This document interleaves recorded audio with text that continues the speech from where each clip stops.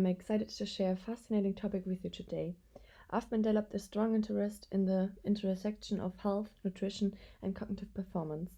Today, I will be diving into the question: is brain food real and does it actually make us more intelligent?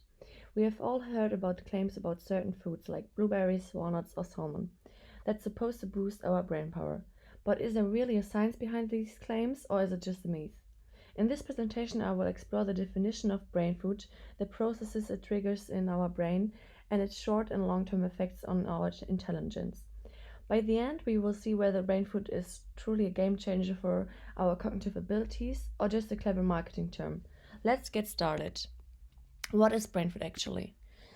Brain food refers to a nutrition that actively enhances brain health and function.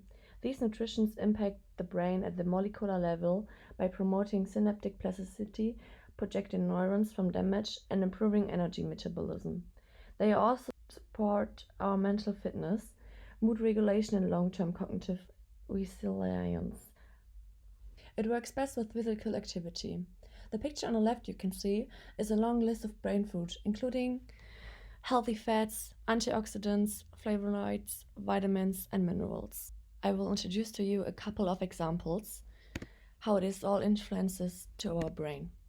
First of all, the omega-3 fat acids is found in fish like salmon and are crucial for brain development and function.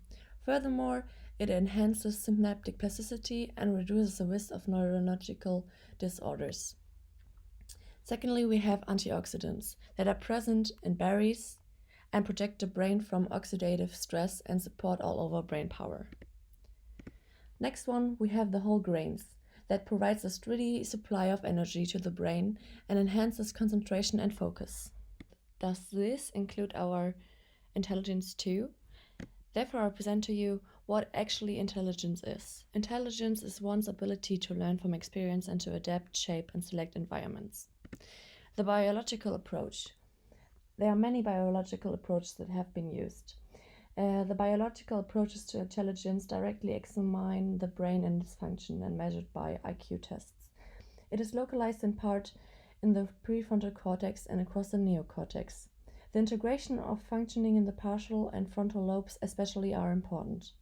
People with higher IQ show higher level of functioning in the superior partial, the temporal occipital cortex, and the subcortical regions in the brain. But how does the brain food get into our brain? The brain consumes a significant amount of energy compared to the rest of the body. The transfer of energy from food to neurons is fundamental for our brain function. Both diet and exercises affect the mitochondria, the energy-producing organelle and cell. Mitochondria generate ATP, adenosine triphosphate, which is the energy currency of a cell, essential for various cell functions. The BDNF, the brain-derived neurotrophic factor, and the isolin-like growth factor 1 are molecules influenced by the mitochondrial activity. These molecules promote synaptic plasticity, which enhances the brain ability to adapt, learn, and store memories. The BDNF influences various aspects of the energy metabolism, including appetite suppression, insulin sensitivity, glucose, and lipid metabolism. BDNF is the most uptrend in brain areas involved in cognitive and metabolic regulation. The hippocampus, that is associated with memory, and the hypothalamus, that is associated with metabolism. Engaging in learning tasks increases the BDNF-mediated synaptic plasticity in the hippocampus, enhancing learning and memory. Genetic deletion of the BDNF gene impairs memory formation. But let's come back to the mitochondria. Also produced the IRS, a byproduct of energy production. While some IRS are normal, excessive IRS can lead to oxidative stress and have a negatively affection on our cognition.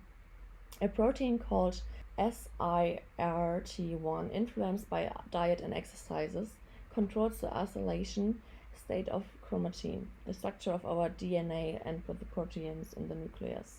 The SIRT1 helps maintaining active chromatin, supporting gene expression and benefits cognitive function.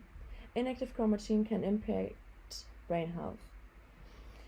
The combined effects of enhancing synaptic plasticity reduces oxidative stress and beneficial and epigenetic regulation improve overall brain health and cognitive abilities. Although energy metabolism and BDNF-mediated synaptic plasticity are interconnected, further studies are essential to understand the full extension of this relation and its impacting on our brain. Let's get to short and long-term effect for our intelligence. So, in the short term, certain nutritions and food can significantly enhance our ability to focus and maintain attention. For example, food rich in glucose can sharpen mental clarity. Whole grains or fruits like bananas provide a steady energy without causing sugar crashes. Caffeine found in coffee and tea temporarily boosts alertness and concentration by blocking adenosine, a neurotransmitter that promotes sleepiness. Furthermore, better mood or stress regulation can have an influence. Food high in tryptophan, like in turkey, nuts, or seeds, can increase the serotonin level and promoting relaxation and happiness. Magnesium-rich food like spinach or dark chocolate help reducing cortisol, a stress hormone. Also, quick reaction times are critical for activities such as sport, gaming, or decision making. So, enhanced reaction time is influenced by antioxidants like flavonoids found in blueberries and dark chocolate, reduce oxidative stress and helping neurons to communicate more effectively. Omega-3 fat acids, found in fatty fish like salmon, support faster and more effective synaptic transmission in the brain. Let's come now to the long-term effects. The long-term effects support for neuroplasticity. Certain foods like polyphenols in green tea or turmeric boost brain-derived neurotransformic factors, the BDNF. Also, reduce the risk of neurodegenerative diseases. A consistent intake of brain-healthy foods can lower the risk of conditions like Alzheimer and dementia.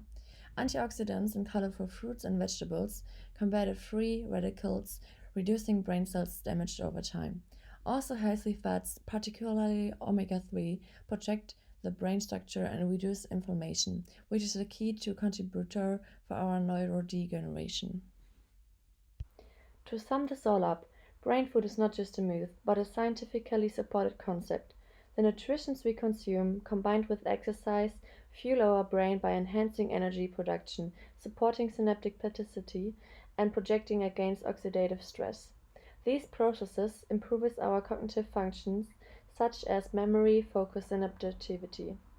While diet alone won't make us instantly smarter, it is a powerful tool for maintaining long-term brain health and optimizing mental performance. So, by making conscious choices about what we eat and staying physically active, we can unlock the full potential of our mind and body. I hope you enjoyed this topic. See you soon. Bye.